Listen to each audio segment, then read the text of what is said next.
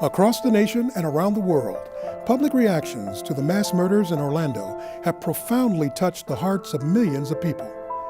Deep and strong emotions about the senseless and brutal attack on humanity have triggered a powerful and galvanizing global spirit, inspiring people in many cities and nations to come out and stand up for a community of human beings who have been marginalized throughout mankind's history.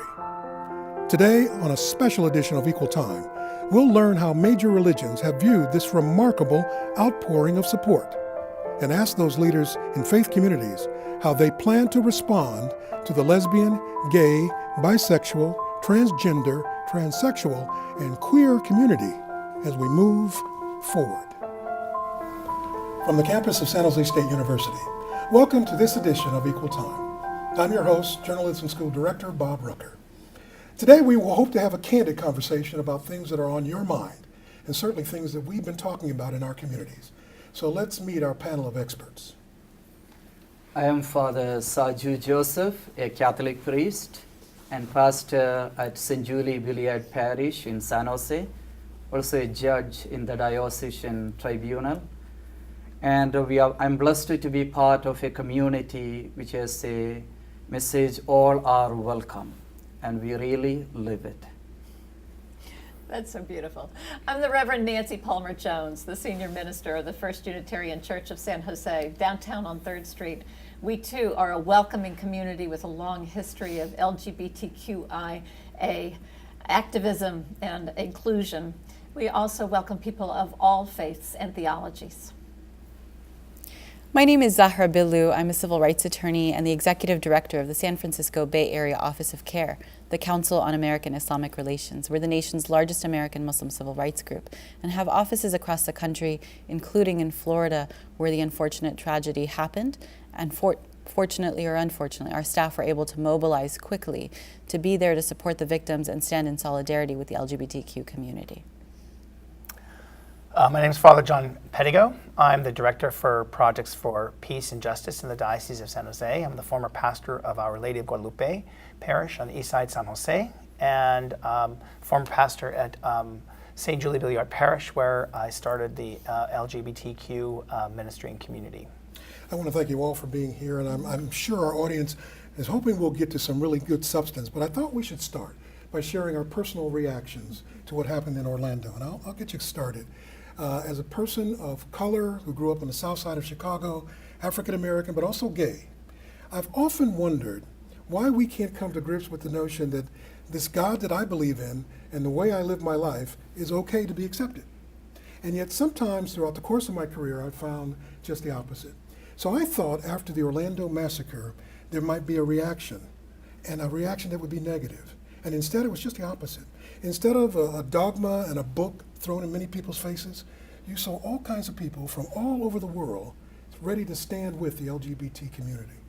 And John, let me start with you. What's been your reaction to the massacre and how this should be handled? Well, my first reaction was, shock. I mean, I just couldn't understand how many people could be killed mechanically. How do you kill so many people so quickly? And it wasn't until that morning after my first mass that I found it was an LGBTQ, it was a gay club in Orlando. That just really was something that I was completely, it was just heartbreaking because I had a lot of friends, went to school with a lot of folks in music school and that are gay and lesbian, and just it was so tragic. There were no words, and yet I had to go out and preach, and so I pivoted my sermons that day to address ourselves as Catholics, of how we might have contributed to some of this by some of the violent words of the theology and some of our cultural reactions that give an atmosphere in which violence can happen like this. I was just really, it was very hard. Very good. Nancy, I wanted to bring you in next and say that I worried about the families and friends of the victims, some of which might have just for the first time discovered that their loved one was gay, lesbian, or transgender, or transsexual. What was your reaction?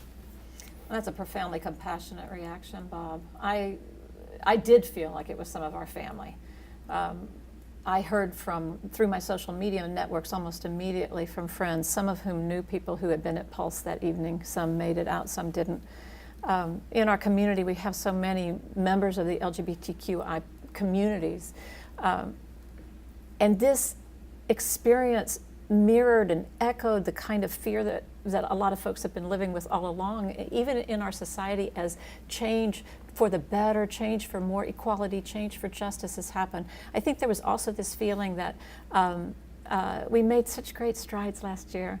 The glorious day, we Unitarian Universalists were all together the day that the Supreme Court said that marriage could be was equal for everyone. And to have that feeling of joy and success and empowerment ripped away with this kind of violence, it was terrible.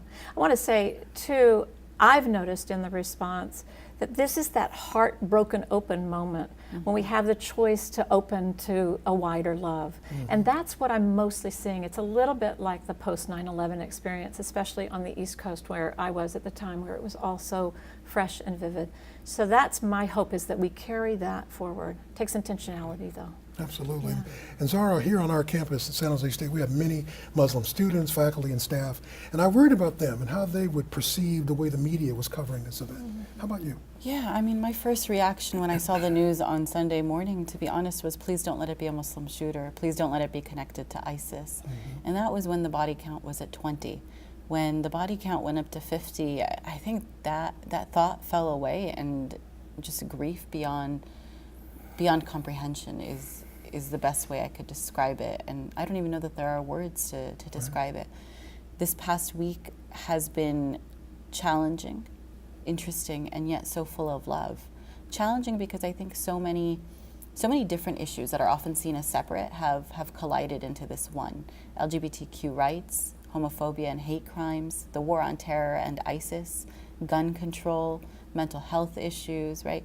And of course our political cycle.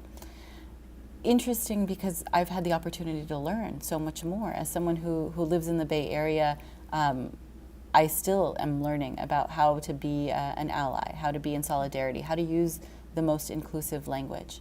And then full of love, because I think all of our communities have come together.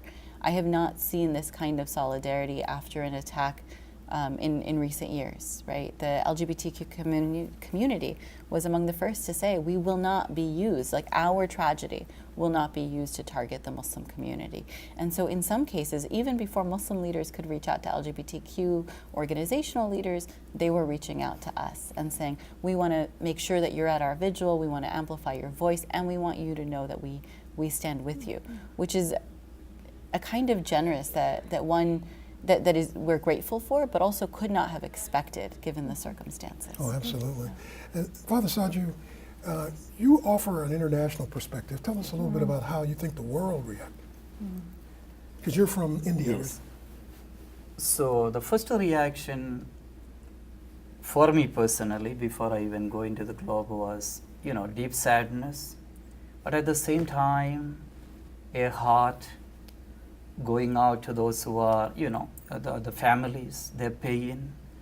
Because as a human being, I cannot but grieve the pain, loss, and struggles of everyone.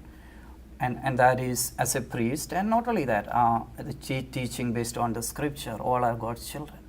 If I'm God's child, so you are, so everyone else is. So that's a great deep sadness, at the same time pain. And then my second reaction was, in my heart and in my thinking, oh my God, let no one use this for whom are we against. So sometimes I think the basic principle is to, what do we stand for, then whom are we against. The second may get some people, because you can get people warmed up, but the first thing is, what are we for? What do I stand for? Brotherhood, communion, well-being, goodness, love. Then if the primary talking point is, whom am I against?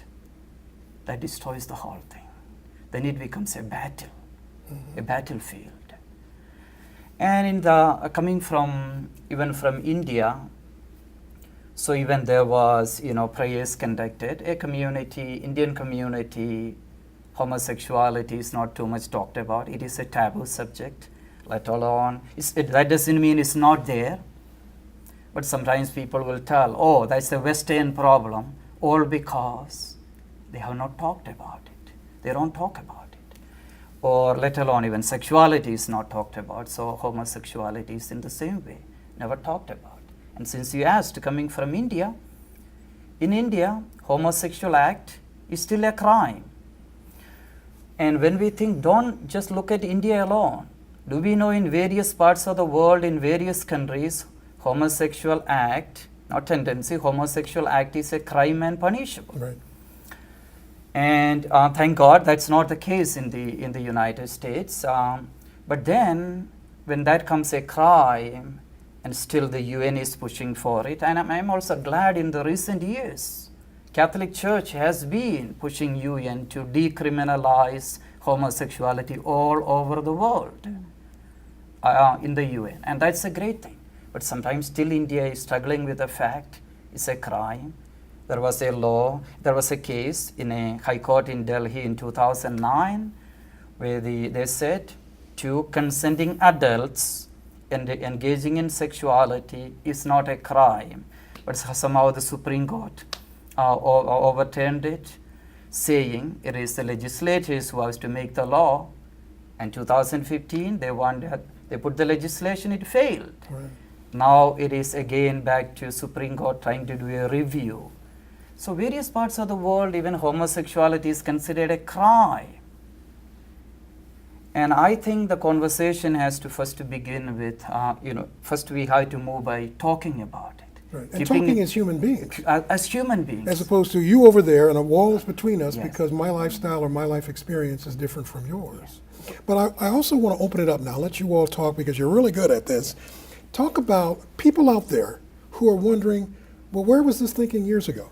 Well, Why- I think why have we I seen this? think that my concern though is that what's the culpability of religious bodies that are behind these laws? I mean, these laws just don't come out of nowhere, and these laws are legitimized by religious texts and doctrines that can be used to free a person, or they can be used to club a person.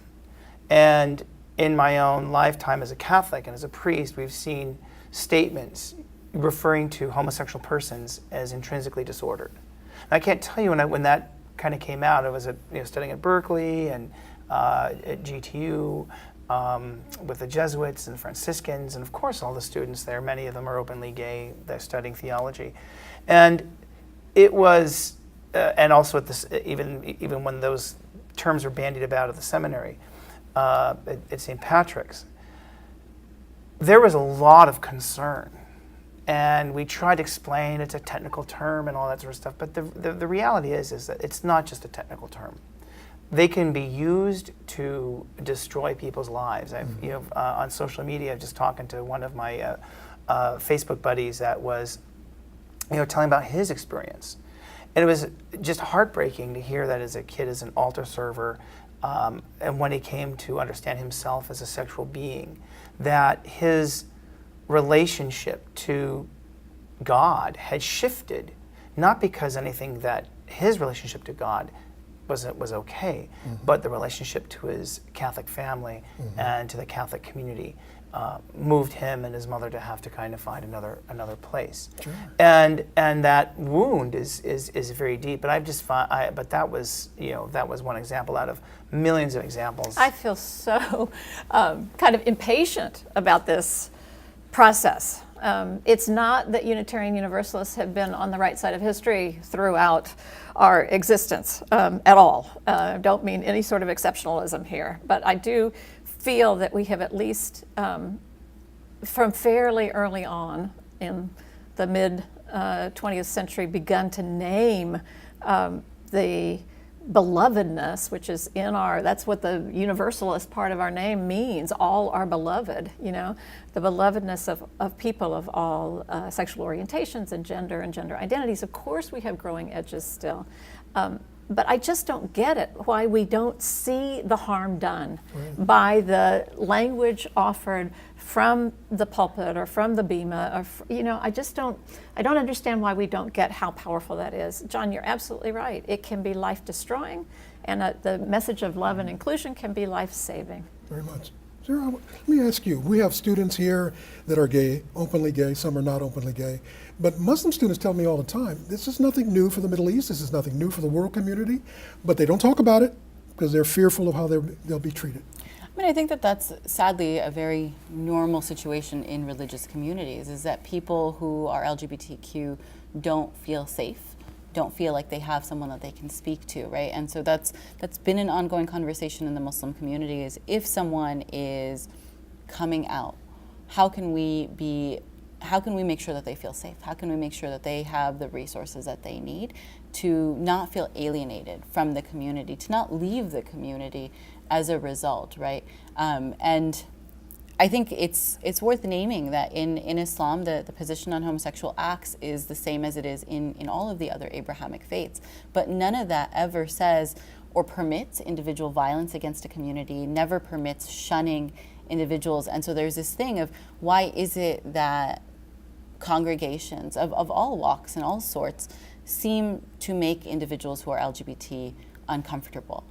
Whereas if it is a sin like other sins, why are other sinners welcomed into this space, right? And that's not to say that everyone is a sinner, but rather, why is it that this one group is so often marginalized, so often sent as an outcast, and made to feel unsafe? And some of that is about the language from the pulpit. I agree that the way it's talked about. And how much choice people have in the degree of interpretation, you know? So, so Saju, you have talked about baptizing the children of same-sex couples. Is that correct? And so there is a recognition of the blessedness and belovedness of these children, and indeed of their parents. So there must be some way in which you're working with that theologically that works within your tradition. Is that right? The ultimate point is, what am I ultimately supposed to be teaching as a Christian or a Catholic? The ultimate normative principle is, God is love. And all the other laws are surpassed by God is love. And within the framework of an institution, there are regulations, and some of them, so I may not be able to bypass it, but still I can act in a loving way in spite of. And that is what sometimes the same laws could be used, as John said, to hit on someone's head, destroy their lives, or the same thing could be used to build someone. I always say openness does not begin in the head. Openness has to take place in the heart. So that is why we talk about openness of the heart. A small example, not a long one. But you do know that there are people watching that'll say, that you guys are great, but we don't experience that. Yeah, I think the problem is that, and I agree with you, and I guess what Nancy's working in interfaith, I've done interfaith work for 25 years or more, and I think for me it's very helpful to have those conversations first. I think that we as different religions can sit there and battle about the nature of Jesus, the nature of salvation, the validity, the historical accuracy, etc. I think that just is not helpful. What's more helpful is that yes, there's love there, but it also says, will love let me listen? Because in my own experience with my own colleagues, when we raise this question of LGBTQ within our own ranks as priests, to talk about that in the priesthood, or talk about it just within our congregations, or to have those conversations, there's not a willingness necessarily to listen. There's an immediate self-censored shutdown, or there is just simply a request to simply stop talking. Right. And I think that we have to figure a way to listen. And I think that working with folks like Nancy, working with people like Rabbi Melanie Aaron, Rabbi exactly. Dana Magat, these folks, and then working with the Muslim community when we have all the anti-Muslim stuff that's going on, to just say, let's stop the theologizing and doctrinalizing and law-making and all. Let's just listen. And we have to hear the stories and to hear the story of somebody that was an altar server, and then to know how much in love he was with the church and with his God, and then to hear the pain of what that is like to be turned away Feeling by his own, rejected. to feeling of rejection, and to listen to it and not offer platitudes, Yeah. but to cry with that person and to say, I don't have an answer to that. To me, I think that's the most important Well, thing. and I hear you saying that, Zara, the love offered to the Right. members of your community. Well, I want to add something also. So I agree, listen, right? And I think something to call out around listening is it also means stopping talking, right? I worry that sometimes as someone who attends services, right, is that oftentimes the speakers aren't realizing the impact of their words.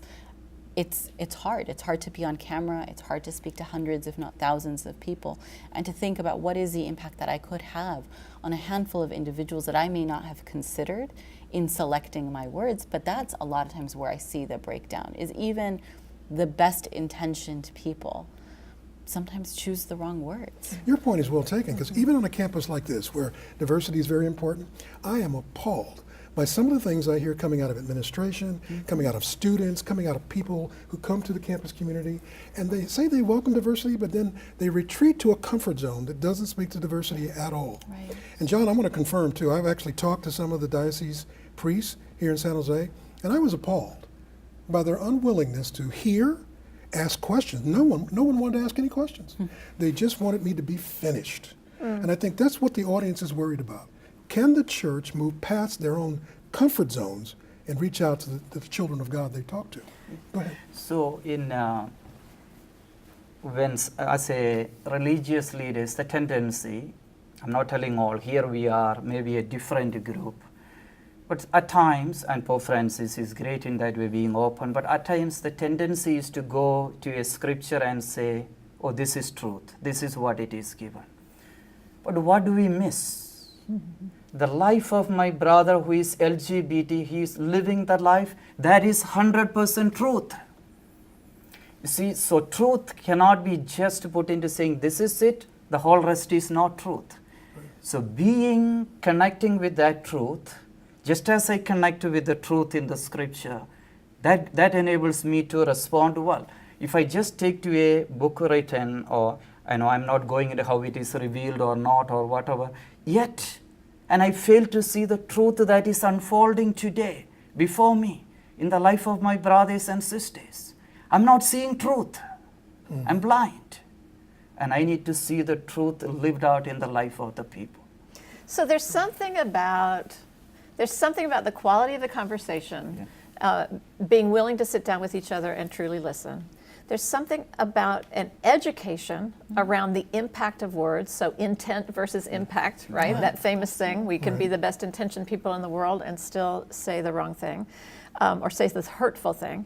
But then there's something about, I keep calling it root causes. I keep hoping that we will pause long enough, even in our grief following the Orlando slayings, to get at root causes of homophobia and Islamophobia and basically othering. And I would point to the privileging of certain normative ways Right, of being. exactly. So Exactly. white supremacy, heteronormativity, things like that, right? Name that. For somebody like myself who dwells in some, but not all, of those normative areas, my awakening to that is so crucial to my being able to be humble and to listen. Well, I think that the thing, to me, I agree. It's really looking at the inside piece. Yeah. I think if we don't look within our own fears, then I think that when you talked about that, and I think when you, Nancy, I think it's, yes, we can do in the head stuff about theology and all that stuff. But I think really it's about doing a feeling check on ourselves. How comfortable are we talking about? Because if you're not comfortable with yourself, and if you're in a position of privilege, I think that really insensitizes us and me to hearing somebody else's story. I have to kind of figure out, and then people are very frightened about associating with some groups. But anyway, I just want to throw that out there. Down to time, so I want to ask everybody to have some closing comments. I'm really impressed that you're able to talk about this in an intellectual way, but also in a human way. And I think that's important for our audience to talk about and to hear from all of us. But what's the next step? When there's a moment of crisis, whether it's Orlando or domestic violence or whatever it is, what are the religions going to do to reach out to those people? I'll let you finish. You know, I think the first thing that we need to be working on is talking to each other and building community, right? Is that it's tragic that this happened, but there are relationships, new friendships that have been forged even in the time since the massacre. Let's ensure that those continue to blossom. But when people are afraid because they're dealing with a crisis and they don't know if you're going to be receptive or not, what makes them sure I can call you, I can reach out to you, I can email you? What makes them say I can trust to let this out? Yeah, the capacity even to vent a little bit in a level of safety. I think the main thing is the communication that there is not a those people. It's all a we. It's all And the us. consistency maybe of that message. That's right. in every Over and over and opportunity over. you And have. if we can show a sense of fellowship between us Yes. and have that dialogue, Kinship. you know, that I think the more progressive ends of the religious spectrum respect also the traditional ends of the spectrum Yeah. that are struggling with our own Right. 10 texts. seconds. So, 10 seconds. after the Orlando incident, different religious leaders, different persons, those who may not be a person of faith, coming together, all in common humanity, what a great sign. Gonna have And to my wrap- point is the religions may become part of that, building that unity than division. You've been fantastic. We should continue this conversation, so let's do that. We'll invite you back to talk more, and I want to thank you and thank you for joining us. Please come back for another edition of Equal Time.